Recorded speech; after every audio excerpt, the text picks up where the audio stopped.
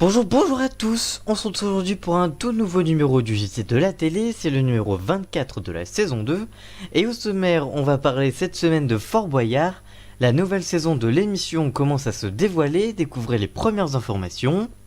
On continuera avec les Enfoirés, découvrez la date de diffusion du spectacle Le Monde des Enfoirés sur TF1, et on terminera par Balance ton poste qui change d'horaire à partir de mi-mars. On vous donnera tous les détails de ce changement d'horaire avec les nouveaux horaires, etc. On vous dit tout en fin de vidéo, sans oublier l'audience de la semaine qui est de retour cette semaine, et cette semaine on parlera de Haut Tableau qui a signé un retour timide, mais en progression par rapport au dernier numéro. On vous parle de tout ça juste après le générique. C'est parti, générique.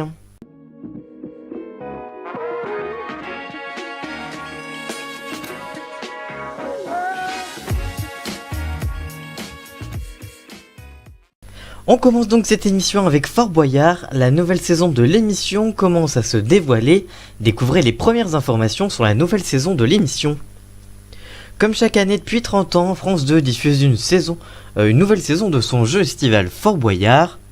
Pour fêter les 30 ans du jeu d'aventure, France 2 dévoilera les coulisses du programme culte dans un bonus diffusé chaque samedi soir en deuxième partie de soirée, juste après l'épisode inédit de la soirée. Cet épisode fera découvrir aux fidèles de Fort Boyard les coulisses de son programme culte, comme le fait déjà TF1 avec The Voice par exemple, ou encore M6 avec Top Chef par exemple.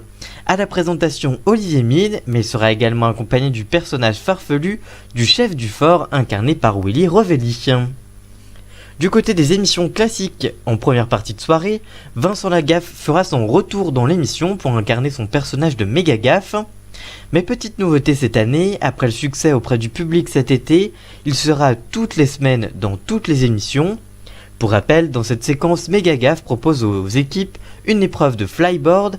Il s'agissait de l'une des premières fois que l'un des personnages du fort était contre le père Fouras et ne défendait donc pas le père Fouras et aidait l'équipe au lieu de défendre le père Fouras.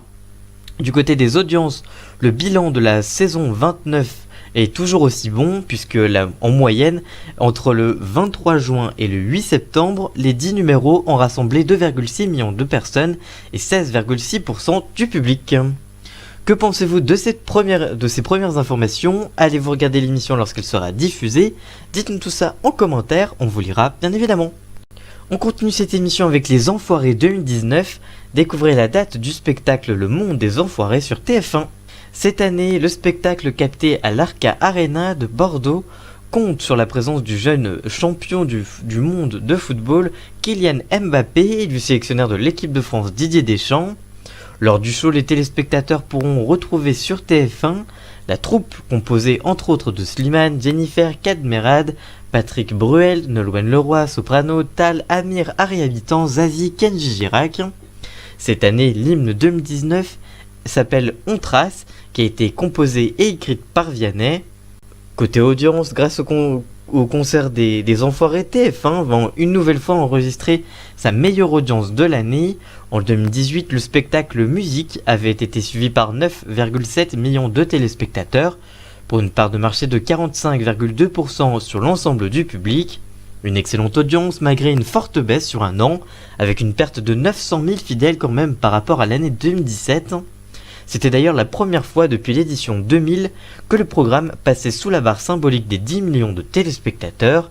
À titre de comparaison, Mission Enfoirée en 2017 avait rassemblé 10,6 millions de personnes et 45% du public. C'est le vendredi 8 mars prochain que TF1 proposera en prime time l'édition 2019 du concert des Enfoirés, intitulé Le Monde des Enfoirés. Que pensez-vous de cette émission? Allez-vous regarder l'émission lorsqu'elle sera diffusée? Dites-nous tout ça en commentaire, on vous lira bien évidemment. Et on termine cette émission par Balance ton poste. Cyril Hanouna change de case horaire dès la mi-mars. Découvrez le nouvel horaire de l'émission. La nouvelle émission de débat de Cyril Hanouna change de jour de diffusion sur C8. Lancé le 21 septembre 2018, le talk show présenté par Cyril Hanouna occupait jusqu'à maintenant la seconde partie de soirée du vendredi de la chaîne. Pour rappel, Cyril Hanouna propose chaque semaine de revenir sur les actualités de la semaine avec des invités et de nombreux chroniqueurs comme Eric Nolot, Doc Gineco, Christine Kelly, Karim Zeribi, Bernard Laporte ou encore Jimmy Mohamed, également présente dans Touche pas mon poste ou dans C'est que de la télé sur la même chaîne. Après un lancement correct devant 336 000 téléspectateurs, soit 5,4% de part de marché, Balance ton poste a vu ses audiences grimper de semaine en semaine.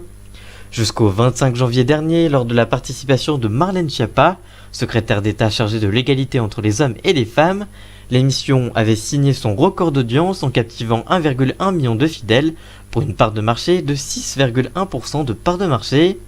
Plusieurs membres du gouvernement se sont d'ailleurs rendus sur le plateau de Cyril Hanouna pour débattre avec les invités. Marlène Schiappa, Mounir Majoubi et François de Rugy y sont allés. Selon les informations de puremedia.com, une émission spéciale avec Gabriel Attal, secrétaire d'État, auprès du ministre de l'Éducation nationale et de la jeunesse, est également dans les tuyaux depuis plusieurs semaines. Outre les ministres, l'animateur a reçu Thierry Manarini du Rassemblement national, le député La République en marche Alice Toureau ou encore les insoumis Alexis Corbière et Adrien Quatennens. Dès le 14 mars prochain, l'émission de débat Balance ton poste présentée par Cyril Hanouna sera diffusée le jeudi soir et non plus le vendredi soir à 22h30. L'horaire ne change pas mais c'est le jour de diffusion qui change. Pour assurer de meilleures audiences, suite à plusieurs audiences décevantes en prime time le vendredi, avec Vendredi Vérité, par rapport, par exemple, la semaine dernière, en fait, les émissions de prime time le vendredi ne poussent pas assez Balance ton poste, pour résister en audience. Il viendra en plus s'ajouter de la concurrence avec par exemple Les Enfoirés dont on a parlé juste avant, ou encore la nouvelle saison de Koh-Lanta, mais ça on en parlera la semaine prochaine. Donc voilà, ils essayent de limiter la casse niveau audience. Que pensez-vous de cette émission? Allez-vous regarder l'émission le jeudi soir et non plus le vendredi du coup? Avez-vous regardé déjà l'émission et qu'est-ce que vous en pensez? Dites-nous tout ça en commentaire, on vous lira bien évidemment. C'est le grand retour de l'audience de la semaine cette semaine. Je vous rappelle juste qu'il y a chaque semaine une émission consacrée aux audiences de la semaine. C'est chaque dimanche sur ma chaîne YouTube et sur mon compte Twitter. Je vous mets tous les liens en fin de vidéo bien évidemment. Mais cette semaine on va parler de Haut Tableau, score timide mais en légère progression pour l'émission de C8 mercredi soir. C8 diffusait ce mercredi soir un nouveau numéro de Haut Tableau produit par Mélissa Theriot et Caroline Delage. Au sommet, Christophe Castaner, ministre de l'Intérieur, Christian Estrosi, maire de Nice, et Kat Merad, acteur et maître de cérémonie des Césars 2019, se prêtent aux questions d'une classe de primaire. Sans détour, parfois avec impertinence, les enfants les interrogent sur leur parcours, leurs souvenirs d'école, leur métier et les difficultés qu'ils rencontrent au quotidien.